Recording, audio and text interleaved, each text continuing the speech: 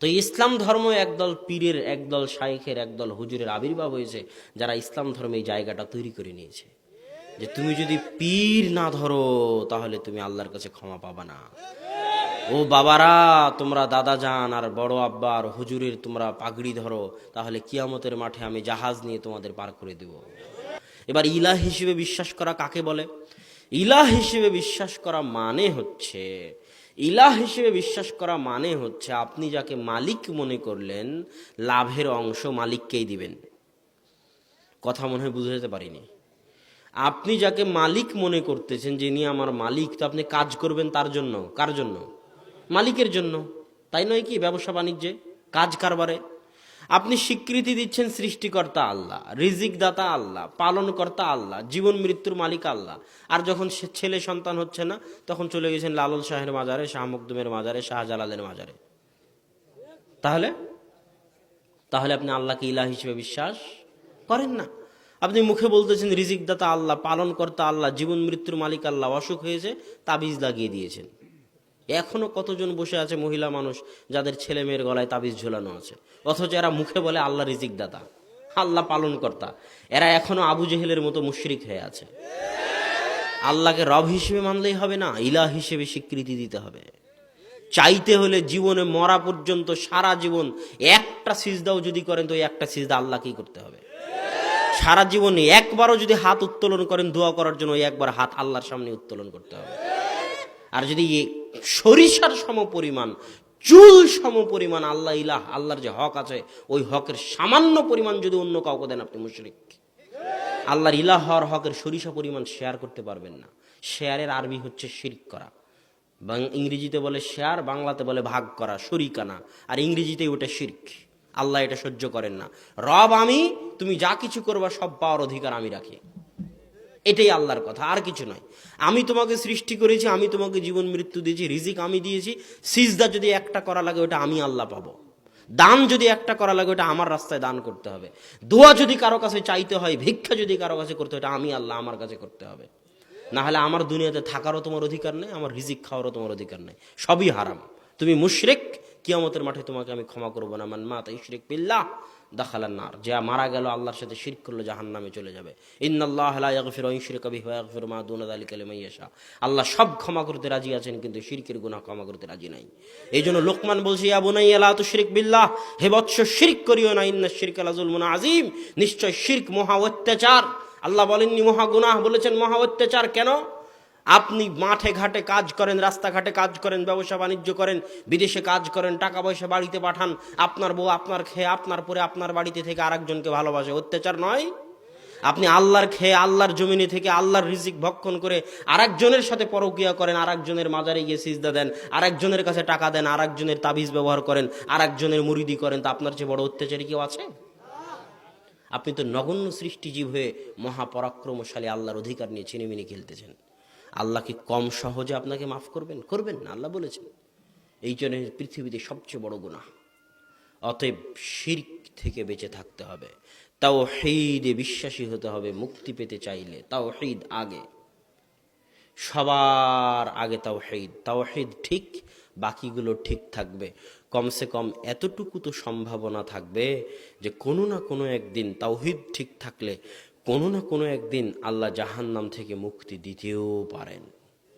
আর যদি তাওহীদ ঠিক না থাকে, তাহলে এই সম্ভাবনাও ধ্বংস হয়ে যাবে, এই সম্ভাবনাও নষ্ট হয়ে যাবে। অতএব সবার আগে আমার এবং আপনার আকীদা পরিষ্কার করতে হবে তাওহীদের বিষয়ে। আল্লাহ কে? আল্লাহর অধিকার কি? আল্লাহর পরিচয় কি? যিনি আমার সৃষ্টিকর্তা, তিনি আমার কাছে কি কি পেতে চান, এই অধিকার সম্পর্কে আপনাকে সচেতন হতে হবে, জানতে হবে। আর আল্লাহর পরিচয় জানতে হলে কি করতে হবে? আল্লাহর পরিচয় কেমনে জানবেন? আল্লাহর নাম ও গুণাবলী সম্পর্কে জ্ঞান অর্জন করতে হবে। আমার পরিচয় আমি আপনাকে কেমনে দিব? আমার পরিচয়ের জন্য নাম লাগে আব্দুল্লাহ বিন আব্দুর রাজ্জাক, গুণাবলী লাগে অমুকের ছেলে অমুক অমুক, এই পড়েছে, এই তার অবস্থা, না হলে আপনি আমাকে চিনবেন? তো ঠিক আল্লাহকে চিনবেন কিভাবে? কথা বলেন না যে আল্লাহকে চিনবেন কিভাবে? আল্লাহর নাম এবং আল্লাহর গুণাবলী, এই সম্পর্কে মুসলমান সমাজ অনেক অনেক অজ্ঞ, অনেক অনেক অজ্ঞ। বিপদে পড়লে কি বলতেছে, ইয়া আলী মাদাদ, আলী তুমি মদদ করো। কত শিয়া আছে, শিয়াদের প্রভাবে হাজারো পাকিস্তানি উর্দুপন্থীরা আছে, বিপদে পড়লে আলী মাদাদ। আর একদল লোক আছে যারা বিপদে পড়লে মনে করে যে গাউসুল আজম। গাউসুল আজম নাম শুনেছেন? গাউসুল আজম কে? আব্দুল কাদের জেলানি। গাউসুল আজম মানে যিনি বিপদ থেকে উদ্ধার করেন, নাউজুবিল্লাহ। তো ওই জাহেলের যদি এই জ্ঞান থাকতো যে আল্লাহর একটা নাম আছে মুগীথ, মানে যিনি বিপদ থেকে উদ্ধার করেন, যদি সেই জ্ঞানটুকু তার থাকতো যে আল্লাহ মুগীথ, তাহলে সে পৃথিবীর কারো কাছে বিপদ থেকে উদ্ধার প্রার্থনা করতো না। সে আল্লাহর গুণ সম্পর্কে জানে না, আল্লাহর বৈশিষ্ট্য সম্পর্কে জানে না, এই জন্য তার এই অবস্থা। তুমি যতই গুনাহ করো, যতই পাপ করো, সে হয়তো ভাবতেছে এত গুনাহ করেছি, আর তওবা করে কি করব, আল্লাহ কি ক্ষমা করবে? আল্লাহ মনে হয় ক্ষমা করবে না, খারাপ আছি আরো খারাপ হয়ে যাই, না হয় আত্মহত্যা করি। এই যে হতাশা কাজ করে মানুষের মধ্যে, সে জানে না যে আল্লাহ হচ্ছে আর রহমানির রহিম। রহমান মানে কি, রহিম মানে কি, এই দুইটার মধ্যে পার্থক্য কি তাও জানে না। যদি দুটাই মানে দয়ালু হয়, তাহলে পরপর বলার কি দরকার? একবার বললেই তো হয় যে রহমান। রহমান মানেও দয়ালু, রহিম মানেও দয়ালু, পরপর বলার কি দরকার? অনর্থক বাক্য তো আল্লাহ ব্যবহার করতে পারেন না, তার মানে অবশ্যই দুইটার মধ্যে পার্থক্য আছে। আর রহমান আর রাহিমের দয়ার মধ্যে পার্থক্য আছে। এই জ্ঞান আপনাকে অর্জন করতে হবে।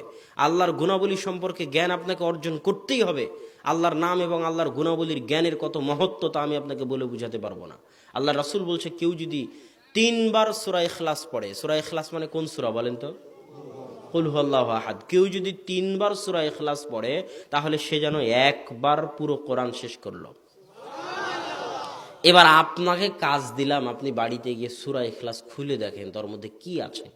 না নামাজের কথা আছে, না রোজার কথা আছে, নামাজ মানে সালাত, রোজা মানে সিয়াম, না সিয়ামের কথা আছে, না সালাতের কথা আছে, না হজের কথা আছে, না ইবাদত বন্দেগী, জান্নাত জাহান্নাম, পরকাল, মৃত্যু, কবর, কোনো কিছুরই কথা নেই। কি আছে? শুরু থেকে শেষ পর্যন্ত শুধু আল্লাহর নাম আর গুণাবলী আছে। এটাই হচ্ছে আল্লাহর নাম আর গুণাবলীর মহত্ব, এই জন্য এত ফজিলত। কেউ যদি সূরা ইখলাস একবার বুঝে যায়, কেউ যদি সূরা ইখলাস একবার বুঝে যায়, তাহলে পৃথিবীর কোনো শক্তি কে ইলাহ কে রব এটা চিনতে তাকে পথভ্রষ্ট করতে পারবে না। এটা হলো সূরা ইখলাসের গুণ।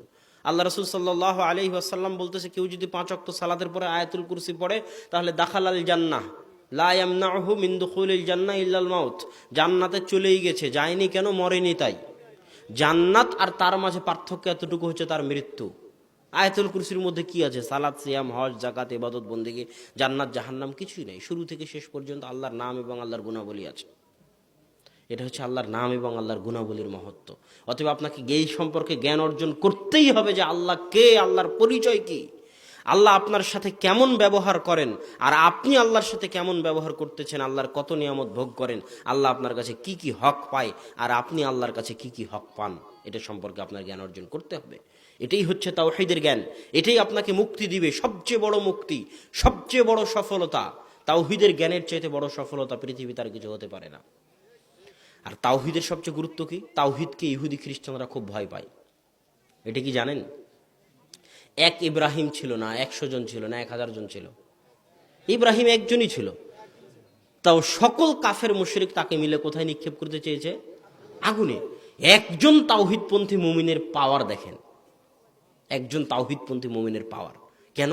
ইহুদি খ্রিস্টান জানে আজকে যে তাবিজ ব্যবহার করতেছে জিনের ভয়ে, আর মানুষের বদনজরের ভয়ে কপালে টিপ ব্যবহার করতেছে, আর যে শাহজালালের মাজারে গিয়ে সিজদা দিচ্ছে, লালন শাহের মাজারে গিয়ে যারা টিপ ব্যবহার করতেছে, তাবিজ ঝুলাচ্ছে আর মাজারে সিজদা করতেছে, এরা একদিন আমেরিকার সামনেও সিজদা করবে, এরা একদিন দাজ্জালের সামনেও সিজদা করবে। এই জন্য এদের কিনা দাজ্জালেরও কোনো চিন্তা নেই, আমেরিকা ইসরায়েলেরও কোনো চিন্তা নেই। কথা মনে হয় বুঝাতে পারিনি। কিন্তু একজন যদি তাওহীদপন্থী মুমিন থাকে, তো একজন তাওহীদপন্থী মুমিন পারমাণবিক বোমের চাইতে ভয়ঙ্কর। ওকে পারমাণবিক বম মেরে ছিন্ন ভিন্ন করে দিল, ওর কপাল নত হবে না আল্লাহ ছাড়া অন্য কারো সামনে। অতএব পারমাণবিক বমও তার কাছে পরাজিত, তার আদর্শের কাছে। এটাই হলো তাওহীদপন্থী মুমিনের গুরুত্ব। এই জন্য তাওহীদপন্থী মুমিনের যত পাপী থাক না কেন, যদি তাওহীদ ক্লিয়ার থাকে, আল্লাহ সুবহানাহু ওয়া তাআলা কিয়ামতের মাঠে তাকে মাফ করে দিতে পারেন। অতএব আমাদেরকে আগে তাওহীদের জ্ঞান অর্জন করতে হবে, এবং যে কোনো মূল্যে, অন্য কিছু পারি আর না পারি, যে কোনো মূল্যে শিরকের বেড়াজাল ছিন্ন ভিন্ন করতে হবে। যে কোনো মূল্যে শিরককে পরিবার থেকে, সমাজ থেকে, বাড়ি থেকে বিতাড়িত করতে হবে। শিরকের কোনো জায়গা যেন বাড়িতে না হয়। শিরকের জায়গা বাড়িতে দেওয়া মানে আল্লাহর শত্রুকে বাড়িতে জায়গা দেওয়া। শিরককে বাড়িতে জায়গা দেওয়া মানে আল্লাহর সাথে শত্রুতা, যুদ্ধ ঘোষণা করা। যে আল্লাহর শত্রু, যে আল্লাহর অপমানকারী, ওই শিরককে পা দিয়ে পিষে বাড়ি, সমাজ, ব্যক্তি, দেশ থেকে বিতাড়িত করতে হবে। আল্লাহর রহমত তখন ওই বাড়িতেও হবে, আল্লাহর রহমত ওই পরিবারেও হবে, আল্লাহর রহমত ওই দেশে হবে, ওই সমাজে হবে। আপনি আপনার বাপকে সম্মান করতে চান, কবরে গিয়ে দোয়া করুন। আপনার বাপকে সম্মান করতে হবে ছবি টাঙিয়ে, কে বলেছে? শিরক। এর মাধ্যমে আপনি আল্লাহর অপমান করেছেন, বাপের অপমান করেছেন, ইসলামের অপমান করেছেন। এই শিরককে যে কোনো মূল্যে বাড়ি থেকে বের করতে হবে। অতএব সম্মানিত উপস্থিতি, আপনার বাড়িতে যত কুসংস্কার আছে, সব শিরক। হাত থেকে এই পড়ে গেলে এই হবে, ওই ট্রাকের নিচে স্যান্ডেল ঝুলাতে হবে, ছিঁড়া স্যান্ডেল, না হলে বদনজর লাগবে, অ্যাক্সিডেন্ট হবে, ওই আজকের দিনটাই খারাপ, এই জাতীয় কথাবার্তা বলা, যত কুসংস্কার আছে সব কুসংস্কার শিরকের অন্তর্ভুক্ত। এগুলো থেকে বিরত থাকতে হবে। তাবিজ কবজ থেকে বিরত থাকতে হবে, কোনো ভয় নাই। আপনি আল্লাহকে চিনেন না তাই তাবিজ ব্যবহার করতেছেন, আপনি আল্লাহকে জানেন না তাই তাবিজ ব্যবহার করতেছেন। আপনার আল্লাহকে চিনার জানার কমতি আছে, আল্লাহকে আরো চিনেন, আরো জানেন, আপনার তাবিজ ব্যবহার করার আপনি মুখাপেক্ষী থাকবেন না। আল্লাহকে চিনার জানার অভাবে আপনি তাবিজ ব্যবহার করতেছেন, তাবিজ খুলে ফেলে দিন। ওর মধ্যে আল্লাহর অপমান আছে, কোরআনের আয়াত দিয়ে হলো অপমান আছে। কোরআনের আয়াত দিয়ে চিকিৎসা করা যায়। আল্লাহ বলেছে কোরআনের আয়াত শিফাউন লিন্নাস, মানুষের জন্য শিফা, কিন্তু সেটা দুই ধরনের। এক, কোরআনের আয়াত পড়ে নিজেই নিজেকে ফু দেওয়া, অথবা কোরআনের আয়াত পড়ে আরেকজনকে ফু দেওয়া, অথবা কোরআনের আয়াত পাঠ করে পানিতে ফু দিয়ে সেই পানি পান করা, এই দুইটা পদ্ধতি। এর বাইরে কোরআনের আয়াত লিখে ঝুলাতে হবে এরকম কোনো পদ্ধতি সাহাবীদের পক্ষ থেকে পাওয়া যায় না। তবে আপনাকে মনে রাখতে হবে যে নিজে পড়ার মধ্যে গুরুত্ব সবচেয়ে বেশি। কেননা ইসলাম ভাড়াটে ধর্ম নয়। ইসলাম কি ধর্ম নয়? ভাড়াটে ধর্ম নয়। যত বেদাত আর যত শিরক সমাজে স্থান করেছে, জায়গা করেছে, সব শিরক আর বেদাতের একটা জায়গা আছে। ওই জায়গাতে সব শিরক বেদাত লুকিয়ে আছে। ওই জায়গাটা কি? ওই জায়গা হিন্দু ধর্মেও আছে, ওই জায়গা ইহুদি ধর্মেও আছে, ওই জায়গা খ্রিস্টান ধর্মেও আছে। সব ধর্মে ওই জায়গাটা রাখা আছে, যাতে ধর্ম ব্যবসায়ীরা ওই জায়গাটাকে ব্যবহার করে ব্যবসা করতে পারে। সেটা কি? আপনি খ্রিস্টান ধর্ম গ্রহণ করেন, পাদ্রী বলবে যে আপনি সরাসরি আল্লাহকে কিছু বলতে পাবেন না। ব্যাপটিজম পবিত্র হতে হলে পাদ্রীর মাধ্যমে পবিত্র হতে হবে, সরাসরি আল্লাহর কাছ থেকে আপনি পবিত্র হতে পারবেন না। আল্লাহ অনেক মহান, আপনি এত পাপিষ্ঠ, আপনি আল্লাহর কাছে সরাসরি কথা বলতে পারেন না। এটা লিঙ্ক লাগবে। প্রধানমন্ত্রীর সাথে ডাইরেক্ট কথা বলা যায় নাকি? ডাইরেক্ট কথা বলা যায় না, মাধ্যম লাগে, ভায়া লাগে, ওয়াস্তা লাগে, সিস্টেম লাগে। অতএব আল্লাহ অনেক বড় সৃষ্টিকর্তা, আপনি তার সাথে সরাসরি কথা বলতে পারবেন না, আপনি অনেক পাপী। খবরদার নয় খ্রিস্টান ধর্ম। কেন? ওটি দিয়ে তখন ব্যবসা চলবে। এই জায়গাটা দিয়ে কি চলবে? ব্যবসা চলবে। হিন্দু ধর্মে যান, একই অবস্থা। কেননা ওই জায়গাটা বন্ধ হয়ে গেলে হিন্দুর যত পুরোহিত আছে সবার ব্যবসা বন্ধ হয়ে যাবে।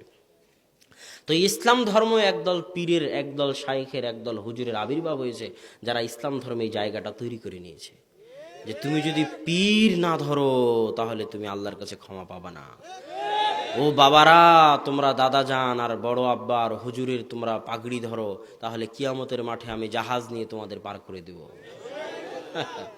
আল্লাহ আকবার, আস্তাগফিরুল্লাহ আল আযীম। এই কথা বললে একটা কথা মনে পড়ে যে রাসূল সাল্লাল্লাহু আলাইহি ওয়াসাল্লাম বলতেছেন কিয়ামতের মাঠে ওটাকে বলা হয় শাফাআতে কুবরা। শাফাআত দুই প্রকার। কয় প্রকার? শাফাআত কয় প্রকার? একটা হচ্ছে বড় শাফাত, একটা ছোট শাফাত। বড় শাফাত কি? বড় শাফাতকে আল্লাহ বলেছে মাকামাম মাহমুদ। আপনি যে 5 ওয়াক্ত আজানের পরে যে দোয়াটা পড়ে তার মধ্যে মাকামা মাহমুদ আছে না? যে আল্লাহ তুমি মুহাম্মদ সাল্লাল্লাহু আলাইহি ওয়াসাল্লামকে একটা শ্রেষ্ঠ জায়গা দাও, মাকামা মাহমুদ দাও। ওই মাকামা মাহমুদটাই হচ্ছে শাফাআতে কুবরা। সেটা কি? আল্লাহ কিয়ামতের মাঠে বিচারই শুরু করবেন না।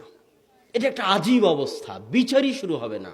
মানুষ হতবিহ্বল, মাথার উপর সূর্যের তাপ, দিক বিদিক ছুটোছুটি করতে থাকবে, অস্থির অবস্থা বিরাজ করবে। তখন অস্থির হয়ে মুমিনরা বলবে জান্নাতে যাই, জাহান্নামে যাই, আগে ফায়সালাটা হোক। এইরকম একটা অস্থিরতার মধ্যে পড়ে যাবে। তখন মুমিনেরা একত্রিত হয়ে আদমের নিকটে গিয়ে বলবে ইন্নাল্লাহ খালাকাকা বিয়াদিহি, আল্লাহ আপনাকে নিজে হাতে সৃষ্টি করেছে, আপনি একটু আল্লাহকে বলেন না আল্লাহ যেন বিচার শুরু করে। তখন আদম আলাইহিস সালাম বলবে কদ গযিবা রব্বি, আজকে আমার প্রতি আমার রব এমন রাগান্বিত, লাম ইয়াগযাব ক্বাবলাহু ওয়া বা'দাহ, ইতিপূর্বে কোনোদিন এত রাগান্বিত হননি, এর পরেও কোনোদিন এত রাগান্বিত হবেন না। আমি আমার রবের সামনে কথা বলতে পারবো না। তোমরা নূহের নিকটে যাও, নূহ থেকে মুসা, মুসা থেকে ঈসা, ঈসা থেকে মুহাম্মদ সাল্লাল্লাহু আলাইহি ওয়াসাল্লামের নিকটে আসবে। সব নবী একই কথা বলবে যে আল্লাহ আমার সাথে দুনিয়াতে সরাসরি কথা বলেছে ঠিকই, আমি কালিমুল্লাহ মুসা, কিন্তু আজ আমার রব আমার উপর এত রাগান্বিত, যা ইতিপূর্বে কোনোদিন হননি, পরেও কোনোদিন হবেন না। আল্লাহর সাথে কথা বলার সাহস আমার নেই। মুহাম্মদ সাল্লাল্লাহু আলাইহি ওয়াসাল্লামের নিকটে মানুষ আসবে, মুহাম্মদ সাল্লাল্লাহু আলাইহি ওয়াসাল্লাম তিনি কথা বলতে পারবেন আল্লাহর সাথে, কিন্তু বিষয়টা কিয়ামতের যে মানুষজন আল্লাহ রাসূলের নিকটে গেলে আল্লাহ রাসূল উঠে হাঁটা দিলেন আল্লাহর দরবারে গিয়ে, আল্লাহর দরবারে গিয়ে কথা বলা শুরু করে দিলেন ডাইরেক্ট, আসসালামু আলাইকুম, এই কথা অসম্ভব। এই পরিবেশ কিয়ামতের মাঠে বিরাজ নাই। মানুষ যখন মুহাম্মদ সাল্লাল্লাহু আলাইহি ওয়াসাল্লামের নিকটে যাবে আর মুহাম্মদ সাল্লাল্লাহু আলাইহি ওয়াসাল্লাম আল্লাহর সাথে কথা বলতে চাইবেন, তখন মুহাম্মদ সাল্লাল্লাহু আলাইহি ওয়াসাল্লাম সবার আগে সিজদায় পড়ে যাবেন। আল্লাহু আকবার। কোনো কথা নাই, আগে সরাসরি সিজদা। যতক্ষণ আল্লাহ চাইবেন মুহাম্মদ সাল্লাল্লাহু আলাইহি ওয়াসাল্লামকে সিজদায় রাখতে, ততক্ষণ মুহাম্মদ সাল্লাল্লাহু আলাইহি ওয়াসাল্লামের সাহস হবে না সিজদা থেকে মাথা উঠানোর। আল্লাহু আকবার। যখন আল্লাহ বলবেন ইয়া মুহাম্মদ ইরফা রাসাক, মুহাম্মদ মাথা উঠাও, তখন মুহাম্মদ সাল্লাল্লাহু আলাইহি ওয়াসাল্লাম মাথা উঠাবেন। এর নাম কিয়ামতের মাঠ। আর এই হুজুর বলতেছে তার দাদা তার পীর বাবা জাহাজে করে নিয়ে যাবে, নাউজুবিল্লাহ। এটা যে ব্যবসা, মাঝখানের এই জায়গাটা তৈরি করা হয়েছে কিসের জন্য? ব্যবসার জন্য। ইসলাম নামক ধর্মে আল্লাহর সাথে বান্দার যোগাযোগের জন্য কোনো কানেকশনের প্রয়োজন নাই, কোনো লিঙ্কের প্রয়োজন নাই, কোনো ওয়াস্তার প্রয়োজন নাই। এই সমস্ত লিঙ্ক, ওয়াস্তা, কানেকশন নামে যে ব্যবসাগুলো চলতেছে, এদেরকে ভেঙে তছনছ করে দিতে হবে। কথা হবে সরাসরি আল্লাহর সাথে। ইসলাম ভাড়াটে ধর্ম নয়। আপনি যেভাবে পারেন, যেমনে পারেন, যে ভাষায় পারেন আপনার বাপের জন্য দোয়া করুন। হুজুরকে দিয়ে দোয়া করাতে হবে, এটা কে বলেছে? এই ব্যবসার রাস্তা কে শিখালো? আল্লাহ আপনারও রব, হুজুরেরও রব। হুজুরের একার আল্লাহ নয়। আল্লাহ হুজুরের পৈতৃক সম্পত্তি নয় যে হুজুরকে দিয়ে দোয়া করাতে হবে। আল্লাহ আপনারও সৃষ্টিকর্তা। আপনি চান আল্লাহর নিকটে, আল্লাহ চাইতে বলেছেন। আল্লাহ বলেছেন যে চায় না আল্লাহ তার উপর রাগ করেন। অতএব আপনাকে চাইতে শিখতে হবে। চাওয়া একটি দোয়া, চাওয়া একটি ইবাদত, দোয়া করা একটি ইবাদত। অতএব আপনাকে দোয়া করা শিখতে হবে। হুজুরের ব্যবসার রাস্তা উন্মুক্ত করে দিয়ে কানেকশন, লিঙ্ক, ওয়াস্তার মাধ্যমে যত বেদাত চলতেছে, বেদাতের রাস্তাকে উন্মুক্ত করে দিয়ে টাকাও নষ্ট করলেন, গুনাহ হাসিল করলেন, দোয়াও ঠিক মতো হলো না। দোয়া কেন ঠিক মতো হলো না? দোয়া এই জন্য ঠিক মতো হলো না, সালাত শব্দের অর্থ কি? সালাত শব্দের অর্থ হচ্ছে দোয়া করা। আসমানের নিচে জমিনের উপরে দোয়া করার মাধ্যম সালাতের চাইতে বড় এবং ভালো কোনো মাধ্যম নেই। এটা মনে রাখবেন। সারা আলাইহা সালাতু ওয়াসসালাম যখন বিপদে পড়লো, জালিম বাদশাহ তাকে ভোগ করতে চাইলো, তিনি দোয়া করতে চাইলেন। দোয়া করার জন্য তিনি সালাতে দাঁড়িয়ে গেলেন। এই ঘটনা মনে আছে আপনাদের? তিনি দোয়া করার জন্য কি করলেন? সালাতে দাঁড়িয়ে গেলেন। আল্লাহ রাসূল যখন কোনো বিপদে পড়তেন তখন দোয়া করার জন্য কি করতেন? সালাতে দাঁড়িয়ে যেতেন। মানে দোয়া করার সবচেয়ে বড় মাধ্যম কি? সালাত। আপনিও যে কোনো বিপদে পড়েন, যত বড় বিপদ হোক, আপনাকে বলতেছে আপনার ছেলে অ্যাক্সিডেন্ট করেছে, লুলা ন্যাংড়া হয়ে গেছে, মেডিকেলে পড়ে আছে, আপনি মোবাইল ফেলে দিয়ে ডাক্তারের কাছে দৌড়াচ্ছেন, অসম্ভব। যত বড় বিপদ হোক, পৃথিবীর যত বড় বিপদ হোক, বিপদের সংবাদ শোনা মাত্র কিসের ডাক্তারকে জানানো, কিসের এমপি মন্ত্রী, গ্রামের বড় ভাই, সমাজের বড় ভাই, অমুকের সাথে যোগাযোগ করতে হবে, অমুকের সাথে দেখা করতে হবে, অমুককে জানাতে হবে, ওসি ডিসি পুলিশের সাথে যোগাযোগ করতে হবে, অসম্ভব। বিপদে পড়লে সবার আগে এই পৃথিবীর সৃষ্টিকর্তা, সকল কিছুর উপর যিনি ক্ষমতাবান, সবকিছু যিনি চাইলে 1 সেকেন্ডে সমাধান করতে পারেন, তার সাথে যোগাযোগ করতে হবে। বিপদে পড়লে সবার আগে সালাতে দাঁড়িয়ে আল্লাহকে বলতে হবে, আল্লাহ বিপদে পড়েছি। আল্লাহর কাছ থেকে বলার পরে এবার তুমি যাও, ডাক্তারের কাছে যাও, নাই পুলিশের কাছে যাও, নাই মানুষের কাছে যাও, সেটা তোমার ব্যাপার। কিন্তু আগে কাকে বলতে হবে? আগে আল্লাহকে বলতে হবে। তাহলে পৃথিবীতে দোয়া করার সবচেয়ে বড় মাধ্যম কি? সালাত আদায় করা। সালাতের শুরু থেকে নিয়ে সালাম ফিরানো পর্যন্ত সবই দোয়া। সবই কি? দোয়া। সালাম ফিরানোর আগে দুনিয়ার যত দোয়া আছে সব দোয়া করতে পারবেন। কোরআনের হোক, হাদিসের হোক, যত দোয়া আপনার মুখস্থ আছে সব দোয়া করতে পারবেন। সালাম ফিরানো হয়ে গেল মানে দোয়া শেষ হয়ে গেল। সালাম ফিরানো হয়ে গেল মানে কি শেষ হয়ে গেল? এটা ভালো করে বুঝে যান। যে হুজুর বলবে, যে আপনি বলবেন হুজুর সাহেব দোয়া করালো না, আরে পাগল, দোয়া তো শেষই হয়ে গেল। কথা মনে হয় বুঝাতে পারিনি আমি। সালাত শব্দের অর্থ হচ্ছে দোয়া। সালাত মানেই দোয়া। সালাতে যা কিছু আছে সবই দোয়া। সালাতের প্রত্যেক পদে পদে দোয়া আছে। সালাম ফেরানোর আগ পর্যন্ত সবই দোয়া। সালাম যখন ফিরিয়ে দিলাম মানে দোয়া শেষ হয়ে গেল। তুমি যদি বলো হুজুর দোয়া করাল না, তাহলে তুমি জাহেল, তোমাকে আরো 10 বছর পড়তে হবে যে দোয়া কাকে বলে আর সালাত কাকে বলে। তুমি বুখারী খোলো, তিরমিজি খোলো, আবু দাউদ খোলো, নাসাই খোলো, মুয়াত্তা মালিক খোলো, যে সালামের পরে কি করতে হয়, সালামের পরে কি করতে হয়, যত অধ্যায় আছে সালামের পরে কি করতে হয়, সব অধ্যায় জিকির আজকার তাসবিহ তাহলিলে ভর্তি। আল্লাহু আকবার পড়তে হয়, সুবহানাল্লাহ পড়তে হয়, আলহামদুলিল্লাহ পড়তে হয়, লা ইলাহা ইল্লাল্লাহ পড়তে হয়, নাস ফালাক ইখলাস পড়তে হয়, আয়াতুল কুরসি পড়তে হয়, জিকির আজকারে ভর্তি। মানে সালাম ফিরানোর পরে কি, সালাম ফিরানোর পরে কি, আর সালাম ফিরানোর আগে কি, দোয়া। এবার যখন হুজুর সাহেবের ব্যবসা চালানোর জন্য দোয়া ঢুকে গেল সালাম ফিরানোর পরে, তখন দুটো জিনিস হারিয়ে গেল। এক, মানুষ এটা ভুলে গেল যে দোয়া করার মাধ্যম হচ্ছে সালাত। মানুষ এটা ভুলেই গেল যে দোয়া সালাতে করতে হয়, এই সুন্নাতটা উঠে গেল। আর সালাম ফেরানোর পরে যে তাসবিহ তাহলিল করতে হয়, ওই সুন্নাতটা উঠে গেল। একটা বিদাত কত ক্ষতি করলো দেখেন। এই একসাথে হাত তুলে দোয়া করার এই এক নিকৃষ্ট বেদাতের জন্য সমাজ থেকে জিকির আজকার তাসবিহ তাহলিল উঠে গেল, আর সমাজ থেকে সালাত যে দোয়া করার মাধ্যম এটা উঠে গেল। আরে সালাতুল জানাজা মানে কি? জানাজার সালাতে হুজুর দোয়া করালো না, কবরের পাশে দাঁড়িয়ে হুজুর অনেক বড় বেয়াদব, হুজুর আমার বাপকে ভালোবাসে না, দোয়া করালো না। আরে সালাতুল জানাজা মানে কি? সালাতুল জানাজা মানে হচ্ছে মৃত ব্যক্তির জন্য দোয়া করার সালাত। ওই সালাতের শুরু থেকে শেষ পর্যন্ত সবই দোয়া। তোমার হুজুর, সারা পৃথিবীর সব হুজুর 1000 বছর চেষ্টা করলে অত সুন্দর দোয়া বানাতে পারবে না যত সুন্দর দোয়া জানাজার সালাতে আল্লাহ রাসূল শিখিয়ে দিয়ে গেছে। তুমি জানাজার সালাত শেষ হয়ে গেল মানে দোয়া শেষ হয়ে গেল। জানাজার সালাত শেষ হয়ে গেল মানে কি শেষ হয়ে গেল? দোয়া শেষ হয়ে গেল। এখন তোমার জানাজার সালাতের দোয়া মুখস্থ নাই, দোয়ার অর্থ জানো না, তাই তুমি বলতেছো দোয়া করালো না হুজুর। তুমি 10 বছর পড়ো, পড়ে জানাজার সালাতের দোয়া মুখস্থ করো, জানাজার সালাতের দোয়ার অর্থ শিখো, তারপরে এসে বলো বেটা যে হুজুর দোয়া করালো না। তুমি মিথ্যা অপবাদ দেওয়ার জায়গা পাও না। দোয়া তো আল্লাহ রাসূল শিখিয়ে গেছে, আমি কি দোয়া করাবো? সম্মানিত উপস্থিতি, এই সমস্ত বেদাতকে সমাজ থেকে লাথিয়ে ঝেঁটিয়ে বিদায় করতে হবে। এদের কোনো এই সমস্ত বেদাতের জায়গা সমাজকে দেওয়া যাবে না। তাওহীদ এবং শিরক যেমন বুঝালাম, তেমন আপনাকে বুঝতে হবে বেদাত কাকে বলে। এটাও আপনাকে বুঝতে হবে যে বেদাত কাকে বলে। বেদাত বলা হয়, যেমন তাওহীদ আর শিরকে স্পষ্ট করে দিয়েছি, যে আল্লাহকে রব হিসেবে মানলেই যথেষ্ট নয়। আল্লাহকে রব হিসেবে সব হুজুরই মানে, সব মুসলমানই মানে। আল্লাহকে কি হিসেবে মানতে হবে? ইলাহ হিসেবে মানতে হবে। তাহলে সব ব্যবসা বন্ধ হয়ে যাবে, তাহলে জান্নাতে যাওয়ার রাস্তা খোলা থাকবে। আল্লাহকে ইলাহ হিসেবে মানতে হবে, এটা গেল তাওহীদ। আর আল্লাহকে ইলাহ হিসেবে যতটুকু মানবেন না, ইলাহের হক যতটুকু অন্যকে দিবেন, আপনি ততখানি মুশরিক। আর মুশরিক যখন হয়ে গেছেন, তখন আপনার জান্নাতে যাওয়ার রাস্তা বন্ধ হয়ে গেছে। এবার বেদাত কাকে বলে? আপনি যে ওই যে কালেমায়ে শাহাদা পড়েছেন, আশহাদু আল্লা ইলাহা ইল্লাল্লাহ ওয়া আশহাদু আন্না মুহাম্মাদান আবদুহু ওয়া রাসূলুহু, আমি সাক্ষ্য দিচ্ছি আল্লাহ ব্যতীত কোনো মাবুদ নেই, সত্যিকার মাবুদ নেই, আর আমি সাক্ষ্য দিচ্ছি মুহাম্মদ আল্লাহর বান্দা ও তার রাসূল। এটা কালেমায়ে শাহাদা। আপনি যখন শিরক করবেন, তখন কালেমার প্রথম অংশ কেটে যাবে। কালেমার প্রথম অংশে ছিল আমি সাক্ষ্য দিচ্ছি আল্লাহ ব্যতীত কোনো মাবুদ নেই। শিরক করা মাত্র কালেমার এই অংশ বাদ হয়ে যাবে।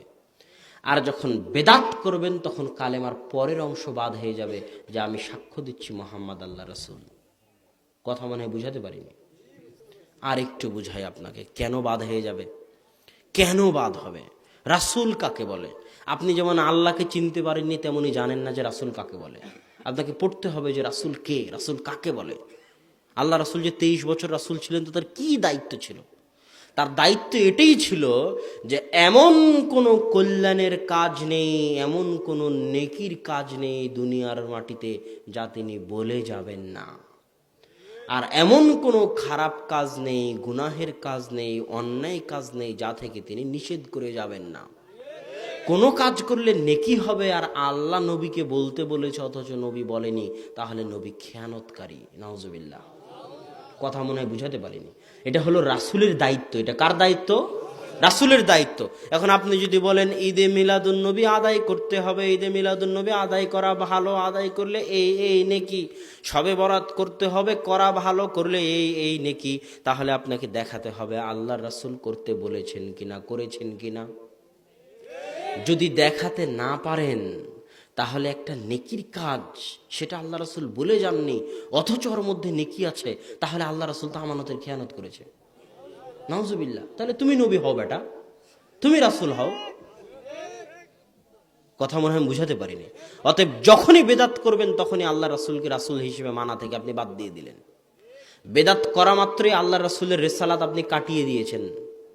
এই জন্য শিরক করলে আগের সব নেকি নষ্ট হয়ে যাবে, আর বেদাত করলে যতদিন ক্ষমা না চাইবেন, তওবা না করবেন, ততদিন কোনো ইবাদত কবুল হবে না।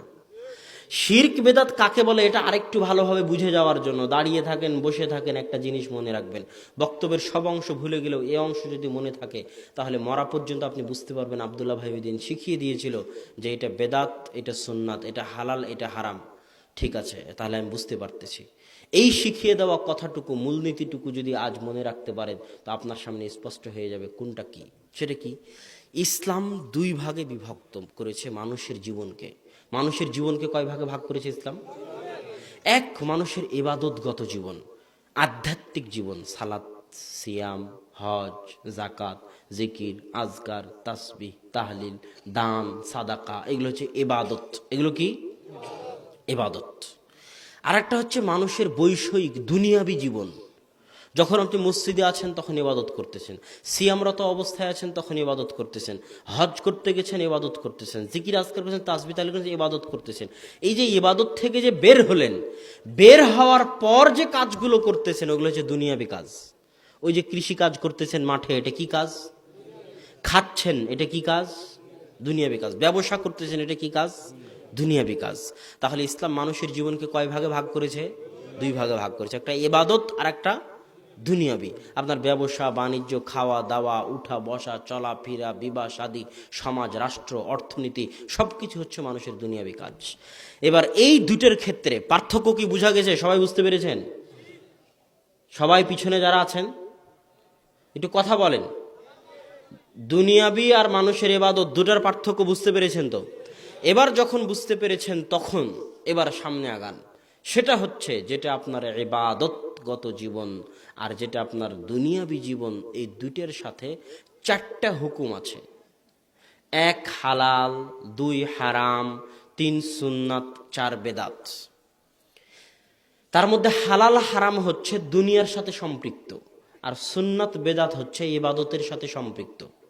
আপনি যদি আমাকে এসে বলেন, আব্দুল্লাহ ভাই মদ খাওয়া সুন্নাত না বেদাত, মদ খাওয়া হালাল না হারাম, এই প্রশ্ন করতে হবে। প্রশ্নই ঠিক হয়নি, কথা বুঝতে পারেননি? তাহলে দুনিয়ার সাথে সম্পৃক্ত কি? হালাল আর হারাম। আর ইবাদতের সাথে সম্পৃক্ত কি? সুন্নাত আর বেদাত। এবার আসেন হালাল হারামের ক্ষেত্রে তথা দুনিয়ার ক্ষেত্রে ইসলামের মূলনীতি হচ্ছে আল্লাহ এবং আল্লাহ রাসূল কোরআন এবং হাদিসে যা নিষেধ করে গেছেন তা বাদ দিয়ে কিয়ামত পর্যন্ত যা যা আবির্ভাব হবে সবই হালাল। কথা বুঝতে পেরেছেন? মানুষজন বলবে যে হুজুর সাহেব আপনি যে বলতেছেন যে একসাথে হাত তুলে দোয়া করা হাদিসে নাই, ঈদে মিলাদুন্নবী হাদিসে নাই, তো মাইক ব্যবহার করতে হবে, লাইট ব্যবহার করতে হবে, মোবাইল ব্যবহার করতে হবে, এটা কোন হাদিসে আছে? এগুলোও তো মানুষ তৈরি করেছে। ওটা বুঝানোর জন্য আপনাকে এই মূলনীতিটা বলতেছি, এটা আপনাকে বুঝতে হবে। সেটা কি? দুনিয়াবি জীবনে আল্লাহ এবং আল্লাহ রাসূল যা নিষেধ করে গেছে তা বাদ দিয়ে কিয়ামত পর্যন্ত যা হবে সবই কি? জোরে বলেন, সবই কি? হালাল। সন্দেহ হচ্ছে নাকি আপনাদের? সন্দেহের কোনো অবকাশ নাই। আর যেমন একটা উদাহরণ দেখেন, খাওয়ার ক্ষেত্রে আল্লাহ কোরআনে বলেছে হুররিমাত আলাইকুমুল মাইতাতু ওয়াদ-দাম, তোমাদের জন্য হারাম করে দিয়েছি মৃত জিনিস, তোমাদের জন্য হারাম করে দিয়েছি রক্ত, তোমাদের জন্য হারাম করে দিয়েছি লাহমুল খিনজির, শুকুরের গোশত। এটা আল্লাহ হারাম করেছে। এবার আল্লাহ রাসূল হাদিসে হারাম করতেছে, তোমাদের জন্য হারাম করে দিলাম যিনাবিন, প্রত্যেক যে প্রাণী যার শিকারী দাঁত আছে, প্রত্যেক যে প্রাণীর শিকারী দাঁত আছে ওই প্রাণী খাওয়া তোমাদের জন্য হারাম। জি মিখলাবিন, প্রত্যেক যে প্রাণীর থাবা আছে ওই প্রাণীর গোশত খাওয়া তোমাদের জন্য হারাম। প্রত্যেক যে প্রাণী ময়লা খাদ্যদ্রব্য অপবিত্র জিনিস ভক্ষণ করে তারা গোশত খাওয়া তোমাদের জন্য হারাম। সেবাউন, প্রত্যেক যে প্রাণী হিংস্র সেই প্রাণীর গোশত খাওয়া তোমাদের জন্য হারাম। এগুলো সব কে হারাম করলো? আল্লাহ রাসূল। তাহলে আল্লাহ আর আল্লাহ রাসূল যা হারাম করলেন তার সমষ্টি দাঁড়ালো কি? তার সমষ্টি দাঁড়ালো মৃত জিনিস, রক্ত, শুকুরের গোশত, থাবাওয়ালা পশু, শিকারী দাঁতওয়ালা পশু, হিংস্র পশু, অপবিত্র জিনিস ভক্ষণ করে এমন পশু, এদের সবকিছুর গোশত খাওয়া কি? হারাম। এখন কিয়ামত পর্যন্ত এগুলোর বাইরে, আল্লাহ রাসূলের যুগে পোলাও ছিল, হায়দ্রাবাদি বিরিয়ানি ছিল, চিকেন বার্গার ছিল, বিফ বার্গার ছিল, ছিল নাকি? কিছুই ছিল না। কিয়ামত পর্যন্ত আরো যত খাবার আবিষ্কার হবে যার মধ্যে এগুলো থাকবে না, সব কি হবে? হালাল হবে। মানুষ যত বানাতে পারে পারাক, কোনো সমস্যা নেই। এগুলো না থাকলেই হলো। আল্লাহ এবং আল্লাহ রসুল যা নিষেধ করে গেছেন তা না থাকলেই হলো। তা বাদ দিয়ে কিয়ামত পর্যন্ত তুমি আবিষ্কার করে ভর্তি করে দাও দুনিয়া, কোনো আপত্তি নেই, খাও, সব হালাল। শুধু এগুলো না থাকলেই হলো, সবই হালাল, এগুলো না থাকলে হলো। এটা হলো দুনিয়ার ক্ষেত্রে নিয়ম। ব্যবসা বাণিজ্যের ক্ষেত্রে আল্লাহ আল্লাহ রসুল যা নিষেধ করে গেছে তা বাদ দিয়ে যত ব্যবসা দুনিয়াতে আবিষ্কার হবে করো, যত আবিষ্কার করতে পারো, সব ব্যবসা হালাল। আল্লাহ এবং আল্লাহ রসুল যা নিষেধ করে গেছে তা থাকা হবে না, সুদ থাকা হবে না, ধোকা থাকা হবে না, যত নিষেধ করে গেছে সেগুলো বাদ দিয়ে বাকি যা থাকবে সব হালাল। এটা কিসের ক্ষেত্রে গেল? কথা বলেন, কিসের ক্ষেত্রে গেল? দুনিয়ার ক্ষেত্রে। এবার ইবাদতের ক্ষেত্রে সম্পূর্ণ উল্টা, সম্পূর্ণ উল্টা। ইবাদতের ক্ষেত্রে আল্লাহ এবং আল্লাহ রাসূল যা বলে গেছেন, যা করে গেছেন, তাদের মৃত্যু, আল্লাহর রাসূলের মৃত্যুর পরে আল্লাহর বলে যাওয়া কোরআন থেকে, আল্লাহর রাসূলের বলে যাওয়া হাদিসের বাইরে সরিষা সম পরিমাণ, চুল পরিমাণ, বিন্দু পরিমাণ আমি যদি ইবাদতের মধ্যে বৃদ্ধি করি, তাহলে সরিষার নাম হবে বেদাত, ওই চুলের নাম হবে বেদাত, ওই বিন্দু পরিমাণ বৃদ্ধির নাম হবে বেদাত। আপনি যতই বলেন যে এটা ভালো আমল, তাহলে আমি আপনাকে বলবো সারা পৃথিবীর সব হুজুর এক জায়গায় হলো। ইমাম বুখারী, মুসলিম, আবু দাউদ, নাসাই, তিরমিজি, আবু হানিফা, শাফি, মালিক, হাম্বল, আরও বর্তমান পৃথিবীতে দেওবন্দির হুজুর, বিরলবির হুজুর, আহলে হাদিসের হুজুর, সারা পৃথিবীর সব হুজুর এক জায়গায় হয়ে বলতেছে সালাত আদায় করা ভালো কাজ। প্রত্যেক দিনই যখন জোহরের সালাত 4 রাকাত করে পড়তেছি, তখন জুমার দিন আর 2 রাকাত পড়বো না, জুমার দিনও 4 রাকাত পড়বো। সালাত আদায় করা কি খারাপ কাজ? বলেন, সালাত আদায় করা কি খারাপ কাজ? আমি যদি 2 রাকাত বেশি সালাত আদায় করি, সমস্যা কি? সমস্যা কি? এটাই বেদাত। একটা সিজদাও যদি বাড়াস বেটা, তো একটা সিজদাও বেদাত হবে। আর ওই একটা সিজদা তোকে জান্নাতে নিয়ে যাও দূরের কথা, টেনে জাহান্নামে নিয়ে যাবে। অনেক ভয়াবহ জিনিস বেদাত, মানুষকে আমরা বুঝাতে ব্যর্থ। ইমাম মালিকের দরবারে একজন ব্যক্তি এসে বলতেছে, ইমাম মালিক, উরিদু আন উহরিমা মিন কবরি রাসূলিল্লাহ। ইমাম মালিক আল্লাহ রাসূল ইহরাম বাঁধার জন্য কয়েকটা জায়গা ঠিক করে দিয়েছে। আমরা জানি মদিনাবাসী যদি ইহরাম বাঁধতে চায়, এটা হলো মদিনা, মদিনাবাসী যদি ইহরাম বাঁধতে চায় এটা হলো মক্কা, মদিনাবাসী যদি ইহরাম বাঁধতে চায়, মদিনা থেকে 10 কিলোমিটার দক্ষিণে একটা জায়গা আছে জুলহুলাইফা, ওখান থেকে ইহরাম বাঁধতে হয়, ইহরামের কাপড় পরতে হয়, তালবিয়া পড়তে হয়। ইমাম মালিক, আমি ইহরাম বাঁধতে চাচ্ছি আল্লাহর রাসূলের মসজিদ থেকে, যেটা পৃথিবীর দ্বিতীয় শ্রেষ্ঠ মসজিদ, কাবার পরে শ্রেষ্ঠ মসজিদ, ওই মসজিদ থেকে আল্লাহর রাসূলের কবরের পাশ থেকে ইহরাম বাঁধতে চাচ্ছি। তখন ইমাম মালিক বলতেছে, আরো আকান তাকা ফিল ফিতনা, আমি দেখতেছি তুমি ফিতনার মধ্যে পড়ে যাচ্ছ। তখন ওই ব্যক্তি বলতেছে, আমাদের সমাজের হুজুরের মতো, আইয়ু ফিতনাতিন হাদিহি, আপনি কিসের ফিতনার কথা বলতেছেন? ইল্লা আন আজিদা আমি আলান, আমি যদি জুলহুলাইফা পার হয়ে চলে যেতাম তাহলে না হয় ফিতনা, এটা বুঝলাম। আমি তো জুলহুলাইফা পার হইনি, তাও আবার আল্লাহর রাসূলের মসজিদ, এত মহান জায়গা, এত বড় জায়গা, দামি মসজিদ, আবার আল্লাহর রাসূলের কবরের পাশে, ওখান থেকে ইহরাম বাঁধবে, আবার ফিতনা কি?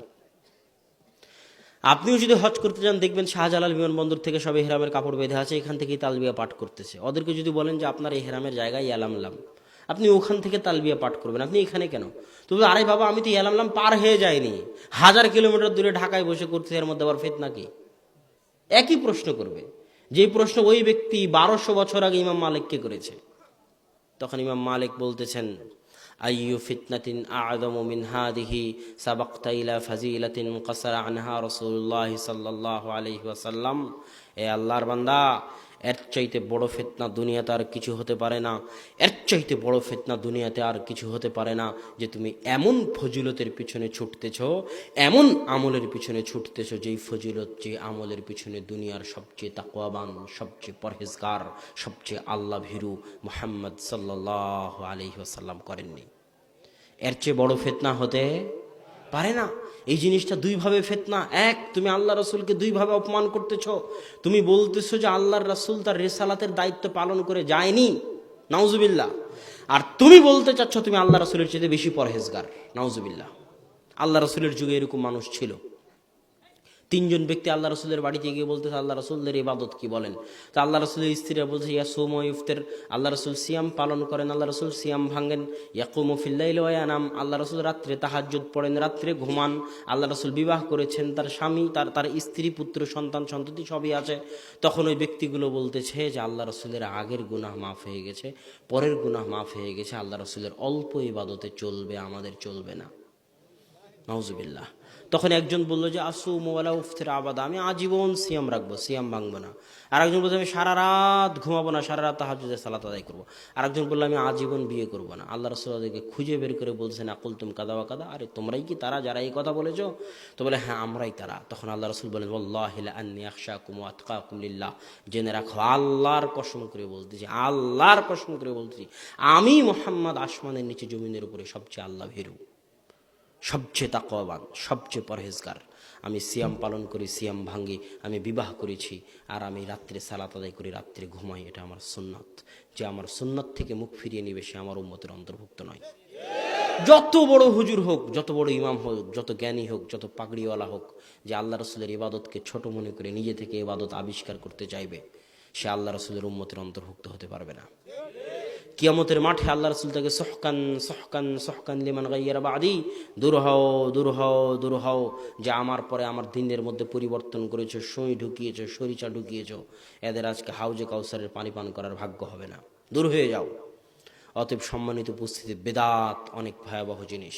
আমাদেরকে শিরক থেকে বেঁচে থাকতে হবে, বেদাত থেকে বেঁচে থাকতে হবে, সুন্নাতের উপর আমল করতে হবে, তাওহীদের উপর আমল করতে হবে। যে জায়গায় সবচেয়ে বেশি বিভ্রান্তি হয়, আহলে হাদিসরা বেদাত বলতে বলতে বলতে বলতে ইবাদত করার কোনো ইবাদতই রাখেনি। বলে না, বলে না? আরে 20 রাকাত সালাত আদায় করবো তারাবির, সেটাকেও এরা বাদ দিয়ে দিল। একসাথে হাত তুলে দোয়া করবো, সেটাও বাদ দিয়ে দিল। বাদ দিতে দিতে দিতে দিতে ইবাদত করার মতো কোনো ইবাদতই নাই। বলে না, বলে না? তাদেরকে বলেন যে ভাই আপনি সারা কোরআন খুঁজেন তো, সারা কোরআনে আল্লাহ কোথায় বলেছে যে আমি দেখতে চাই তোমাদের মধ্যে কে বেশি আমল করে? আপনিও খুঁজবেন সারা কোরআন, যে সারা কোরআনে আল্লাহ কোথাও বলেছে নাকি যে আমি দেখতে চাই তোমাদের মধ্যে কে বেশি আমল করবে? কোরআন খুঁজেন, সারা কোরআন খুঁজে দেখবেন আল্লাহ যেখানে আমলের কথা বলেছে ওখানেই বলেছে মান আমিলা আমালান সালেহ, যে সৎ আমল করবে। আল্লাহ বলেনি যে অধিক আমল করবে, আল্লাহ বলেছে যে সৎ আমল করবে। আইয়ুকুম আহসানু আমালা, আল্লাহ পরীক্ষা করতে চান কে তোমাদের মধ্যে উত্তম আমল করেন। আল্লাহ বলেননি কে তোমাদের মধ্যে অধিক আমল করেন। সারা কোরআন খুঁজেন। আমার চ্যালেঞ্জ, আপনি আমার কথা কেন বিশ্বাস করবেন? কোরআন খুঁজে দেখেন। আল্লাহ সব জায়গায় যেখানে আমলের কথা বলেছেন ওখানে কি আমলের কথা বলেছেন? সৎ আমল। কি আমলের কথা বলেছেন? উত্তম আমল। সৎ আর উত্তম। তুমি যে 1000 রাকাত সালাত আদায় করো বেটা, আর ওই 1000 রাকাত সালাত যদি উত্তম না হয়, যদি সৎ না হয়, তো এই 1000 রাকাত সালাত জান্নাতে নিয়ে যাও দূরের কথা, জাহান্নামে নিয়ে যাবে। আর যদি একটা সিজদাও সৎ আর উত্তম হয়, তো একটা সিজদাই জান্নাতে নিয়ে যাবে। সৎ উত্তম কেমনে হয়? 2টা শর্ত থাকলে সৎ উত্তম হয়। 1, ইখলাস থাকতে হবে, আল্লাহর সন্তুষ্টির জন্য হতে হবে। 2, আল্লাহ রসুলের সুন্নাত অনুযায়ী হতে হবে। আল্লাহ রসুলের সুন্নাতের উপর মাতাব্বরি করা যাবে না, বাটপারি করা যাবে না, বেশি ইলমের দাপট দেখানো যাবে না, বেশি যুক্তিতর্ক দেখানো যাবে না। যেভাবে আল্লাহ রসুল বলেছে পারলে ওভাবে করো, না পারলে বাদ দিয়ে দাও। কিন্তু ঠিক হুবহু আল্লাহ রসুলের সুন্নাত অনুযায়ী হতে হবে। আর ইখলাস আল্লাহর সন্তুষ্টির জন্য হতে হবে।